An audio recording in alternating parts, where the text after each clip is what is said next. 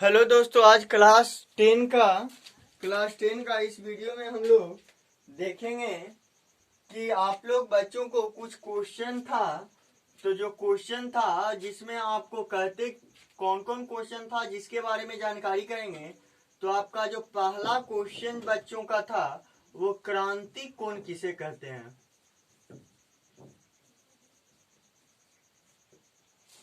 तो सुन लीजिए।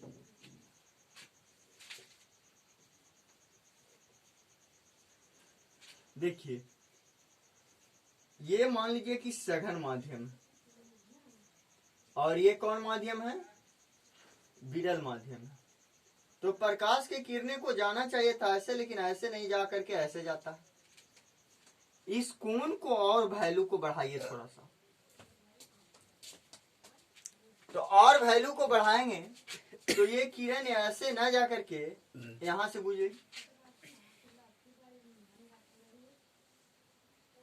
क्योंकि जितने आपका ये बड़ा कोण बनेगा ये उतने दूर भागेगा।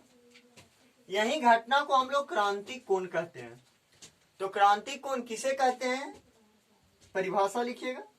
या क्रांतिक कोण जो है किसे कहते हैं, पहले एक बार सुन लीजिए, उसके बाद लिखिएगा।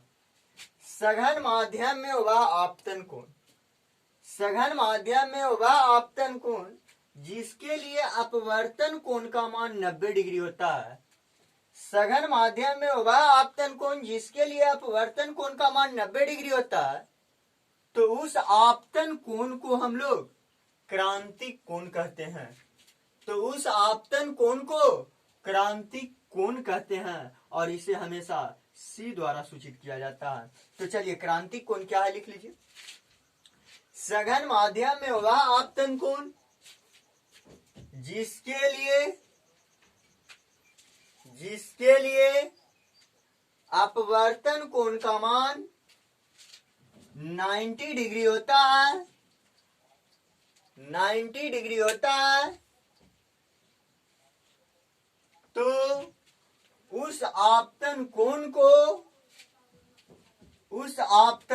को क्रांतिक कोण कहते हैं। इसे सी द्वारा सूचित किया जाता है, इसे सी द्वारा सूचित किया जाता है। चलिए, क्रांतिक कोण हो गया। एक आप लोग का प्रश्न था पूर्ण आंतरिक परावर्तन। दूसरा जो आप लोग प्रश्न किए थे वह था पूर्ण आंतरिक परावर्तन। पूर्ण आंतरिक परावर्तन किसको कहेंगे, जो जानेंगे। तो अभी आप लोग को पढ़ा है क्रांतिक कोण। तो क्रांतिक कोण क्या पढ़ा है कि वह आपतन कोण जिसके लिए अपवर्तन कोण का मान 90 डिग्री हो जाए उसे हम लोग क्रांतिक कोण कहते हैं। अब देखिए, पूर्ण आंतरिक परावर्तन किसे कहेंगे। तो किरण जब यहां से हमने चलाया, इस एंगल से चलाया, तो यहां पे अपवर्तन कोण का मान 90 डिग्री बनाया। अगर हम इधर से चला दे तो इधर से चलाएंगे तो किरण ऐसे निकले।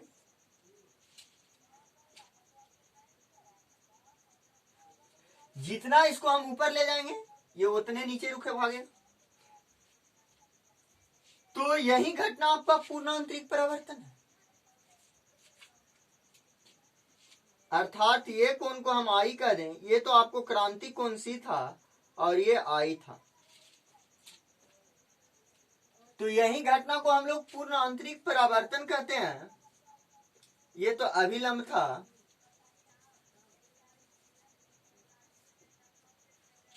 तो लिखिएगा,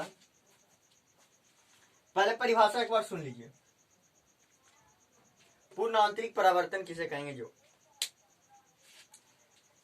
जब आपतन कोण का मान आपतन कोण यहां से यहां तक, ये टोटल पार्ट,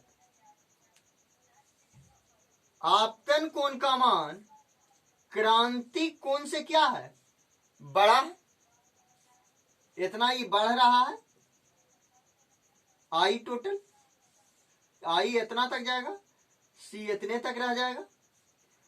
तो जब आपतन कोण का मान क्रांतिक कोण से बड़ा हो जाए, जब आपतन कोण का मान क्रांतिक कोण से बड़ा हो जाए, तो प्रकाश के किरण दूसरे माध्यम में न जाकर अपने ही माध्यम में लौट जाती है, अपने ही माध्यम में लौट जाती है। इस घटना को ही पूर्ण आंतरिक परावर्तन कहते हैं। चलिए परिभाषा लिख लीजिए। जब प्रकाश के किरण, फिर से लिखिएगा, जब आपतन कोण का मान, जब आपतन कोण का मान क्रांतिक कोण से बड़ा हो जाए, क्रांतिक कोण से बड़ा हो जाए, तो प्रकाश के किरणें, तो प्रकाश के किरणें दूसरे माध्यम में न जाकर अपने ही माध्यम में लौट जाती है। तो इस घटना को ही पूर्ण आंतरिक परावर्तन कहते हैं, पूर्ण आंतरिक परावर्तन कहते हैं, अर्थात आई ग्रेटर देन सी। ये फिगर बनाइएगा तो नीचे बना लीजिएगा और ये लिख लीजिएगा। अब देखिए इसका कारण क्या क्या है। तो इसी के कारण इंद्रधनुष का निर्माण होता है।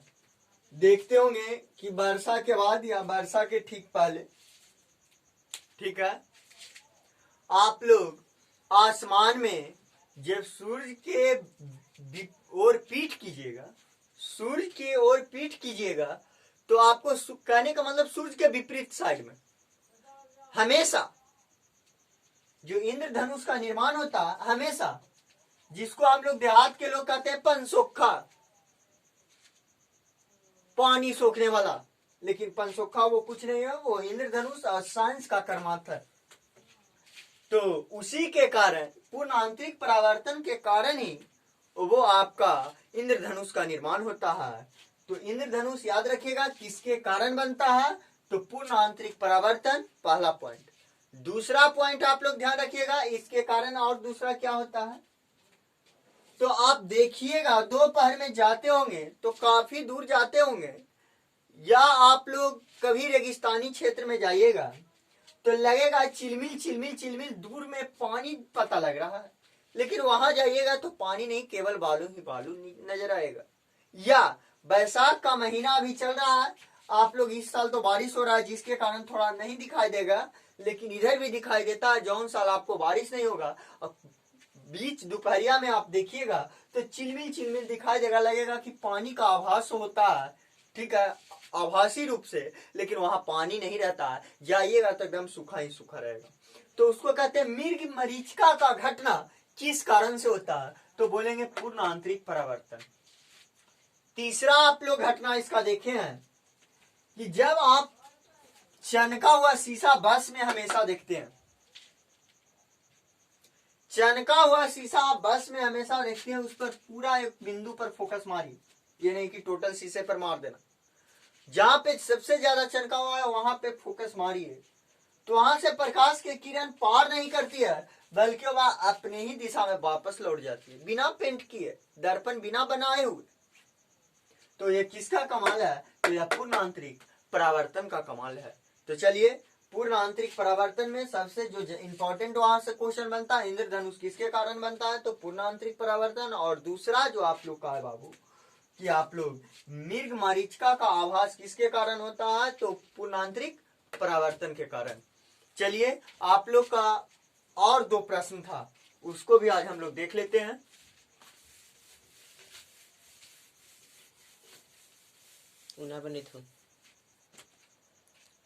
एक क्वेश्चन था कि सर हम लेंस लेते हैं तो एफ और 2f कहाँ माने।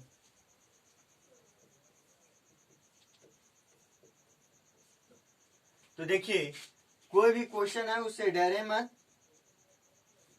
कोई भी आपकी परेशानी है उसे सोल्व किया जाएगा, लेकिन परेशानी हमारे तक पहुंचाइए, थोड़ा सा इंतजार करना पड़ेगा कि इसके पीछे भी कारण है, क्योंकि आप लोग का जो है बाबू वो एक आप लोग को बंद होने के कारण इस पर हम ऑनलाइन के लिए पूर्णतः तैयार न थे, जिसके कारण परेशानी हो रही है। अगर पूर्णतः तैयार रहते तो इसका रिजल्ट कुछ और होता। F 2F कहाँ मानेंगे। चलिए ये लेंस था, इस लेंस के हम एक पार्ट को मिटा देते हैं। तो ये वास्तव में एक बड़का वो गोला होगा। तो बताए थे वक्रता केंद्र, वास्तव में लेंस जिस गोले का भाग होता है, गोला का भाग होता है, उसके केंद्र को ही तो वक्रता केंद्र कहते थे, उसे 2f से सूचित किया जाता था।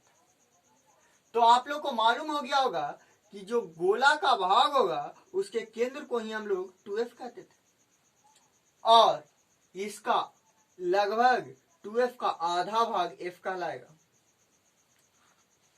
तो चलिए इधर वाला के अनुसार अगर हम चल दिए दर्पण के अनुसार तो आपका ये मिल गया, उसी प्रकार से तो इधर से भी आपका था। अगर हम इधर डिलीट कर दें तो इधर भी तो एक बड़का गोला बना होगा, तो यहां भी तो आपका C आएगा, वक्रता केंद्र आएगा जो इस प्रकार से गोला घुमाएगा। तो C को यहाँ 2f कर दिए और इसके हाफ भाग लिए हैं लगभग, वो आपका f कहला गया। अब तो हमको नहीं लगता होगा कि f और 2f कहाँ माने, इस बात में आप लोग की परेशानी होगी, और परेशानी होगी तो फिर आप लोग कमेंट कीजिएगा या पूछिएगा, जिस किसी माध्यम से व्हाट्सएप नंबर दिया हुआ है आप लोग को, फिर से बताया जाएगा यदि समझ में नहीं आया। टाइम 8:12 बंद। चलिए आज आप लोग का केवल प्रॉब्लम सोल्व ही हो पाया। हम क्या करें, क्योंकि टाइम ज्यादा लग गया, और अगला जो आप लोग को था उत्तल लेंस में सिद्ध कर दिए थे 1/f माइनस 1/u बराबर 1/f, 1/v माइनस 1/u बराबर 1/f। अगले क्लास में अब आप लोग को अवतल में करेंगे और आवर्धन को प्रूफ करना। अभी दो फार्मूला इधर है और लेंस की क्षमता बच गया है, और उत्तल लेंस को अभिसारी लेंस कहते हैं, अवतल को अपसारी कहते हैं। क्यों? अच्छी बात। चलिए 4 पॉइंट और है, इसको हम समाप्त ही कर देंगे। एक बात आज आप लोग को पास, मेरे पास थोड़ा सा टाइम बच गया है, तो एक बात और आपसे पूछना जान लीजिए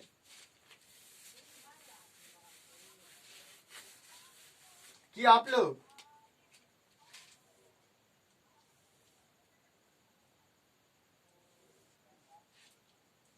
जब उत्तल लेंस में प्रकाश की किरण चलाते हैं प्रधान अक्ष के समांतर, तो ये फोकस से ही जाता है और ये प्रधान अक्ष को ही काटता है। इसके पीछे भी कुछ न कुछ कारण है। क्यों? अवतल को जब करते हैं तो ये चोटा आप लोग को पूर्णतः रूप से नहीं काटता है। ऐसा क्यों? यह आपको डॉट डॉट डॉट लाइन से ही काटती है। यहां भी प्रश्न है, फिजिक्स है बोस, तो फिजिक्स के हर पॉइंट पे प्रश्न होता है। उत्तल लेंस को जब आप प्रधान अक्ष के समांतर चलाते हैं तो फोकस पर काटते हैं, ये बाहर की ओर क्यों नहीं निकला भाई? इसका क्या कारण था? और जबकि अवतल में आपका बाहर की ओर निकल गया, अवतल में बाहर की ओर निकल गया जबकि उत्तल में अंदर की ओर चला आया। ऐसा क्या कारण है? ये भी प्रश्न है ना कि सर उत्तल लेंस में बाहर की ओर क्वेश्चन क्यों नहीं, प्रकाश की किरण क्यों नहीं गया? ये भी प्रश्न बन सकता। तो देखिए एक बात, इसका जवाब याद रखिएगा कि किसी भी लेंस को जब काट करके छोटा छोटा किया जाएगा, किसी भी लेंस को, चाहे वो अवतल हो या उत्तल हो।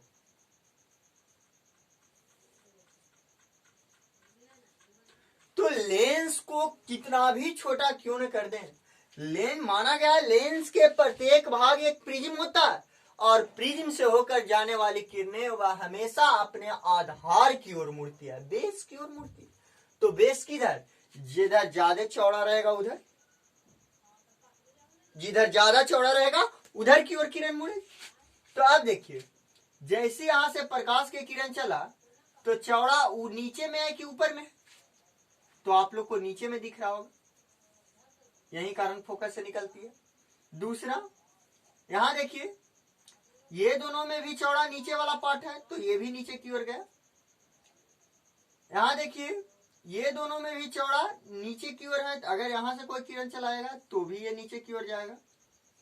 अगर कोई यहां से चलाएगा तो अब देखिए ये ज्यादा चौड़ा है और यहाँ पे कम चौड़ा है, तो ये किरण ऊपर की ओर भाग रहा है। यहां भी देखिए सेम प्रोसेस हुई हो रही है, ये नीचे वाला पार्ट पतला होते जा रहा है। यही कारण है कि प्रकाश की किरणें उत्तल लेंस में नीचे की ओर एक बिंदु पर सिमट जाती है, जबकि अवतल लेंस में आप कितना भी किरण चलाइए तो ऊपर की बार पार्ट चौड़ा है तो ऊपर की ओर ही भागेगा। जितने भी किरण चला दीजिए सब आप लोग को बाहर की ओर भागेगा, क्योंकि बाहर वाला पार्ट ज्यादा चौड़ा। तो यदि कोई पूछे तो बोलिएगा कि लेंस के प्रत्येक भाग एक प्रिज्म होता है और प्रिज्म से होकर जाने वाली किरण अपने आधार की ओर मुड़ जाती है, जिस कारण से लेंस में जितने भी प्रधान अक्ष के समांतर चलती है तो उत्तल लेंस में एक बिंदु पर सिमट जाती है, जबकि अवतल लेंस में एक बिंदु पर सिमटती हुई प्रतीत होती है। ठीक है, इसका जवाब यही है, ये बाहर की ओर कभी नहीं जाएगा। क्यों, जो समझ गए हैं, क्योंकि लेंस को कितना भी छोटा कर दे उसका प्रत्येक भाग एक प्रिज्म होता है और प्रिज्म से होकर जाने वाली किरण हमेशा अपने आधार की ओर मुड़ जाती है। अब प्रिज्म क्या है भाई, तो ये तीसरा चैप्टर में पढ़ना, तीसरा में पहुंचेंगे तो बताएंगे। तो चलिए अब इससे दो प्रश्न और डील हो जाता है। एक है उत्तल लेंस को अभिसारी लेंस कहते हैं क्यों, उत्तल को अभिसारी लेंस क्यों कहते हैं।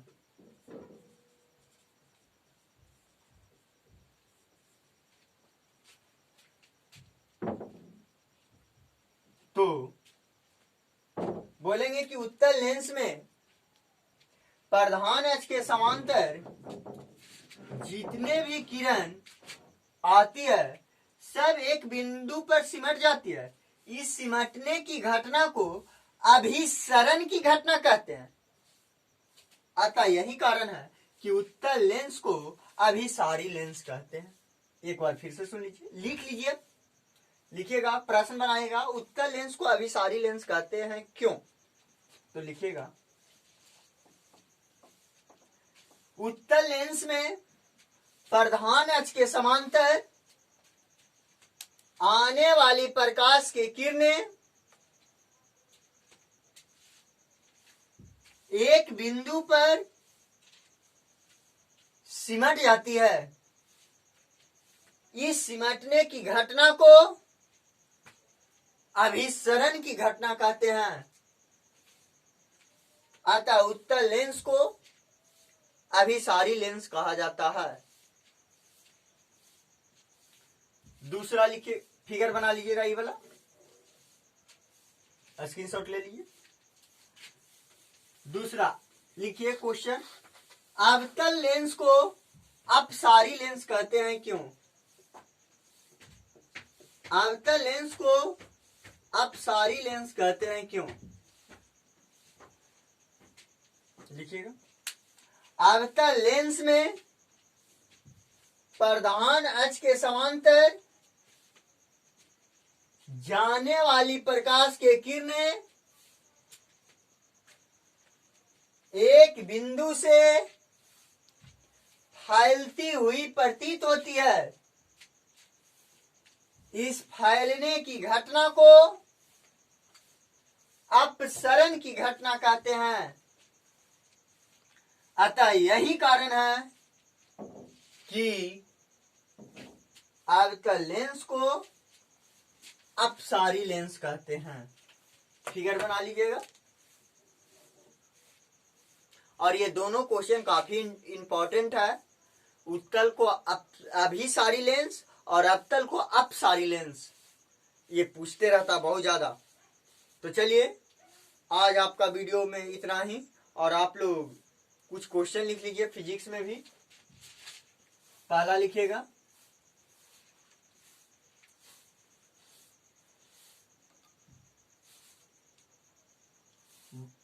प्रतिबिंब क्या है, यह कितने प्रकार के होते हैं, वास्तविक एवं काल्पनिक प्रतिबिंब में अंतर स्पष्ट करें। दूसरा क्वेश्चन लिखिएगा, अपवर्तनांक क्या है, परिभाषा दें। तीसरा क्वेश्चन लिखिएगा, स्नेल को नियम को लिखें। चौथा क्वेश्चन लिखिएगा, ऑक्सीकरण एवं अवकरण अभिक्रिया को लिखकर समीकरण दें। पांचवा क्वेश्चन लिखिएगा, उदासीनीकरण अभिक्रिया किसे कहते हैं।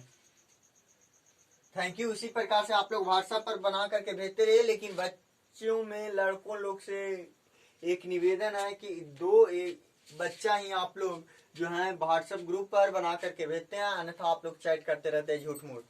ये नहीं होनी चाहिए। आप लोग रेगुलर बना करके भेजिए। लड़कियां लोग अपना ग्रुप में भेज रहा है, और जो बाहर वाले बच्चे का एक स्पेशल ग्रुप बनाया गया है, 2 ग्रुप, उन लोग भी बना करके भेज रहे हैं। लेकिन आप लोग जो है 10th क्लास बच्चे लोग, आप लोग कोचिंग के बच्चे होकर के आप लोग नहीं भेज रहे हो, ये अच्छी बात नहीं है। इसका मतलब है कि आप लोग पढ़ते नहीं हो।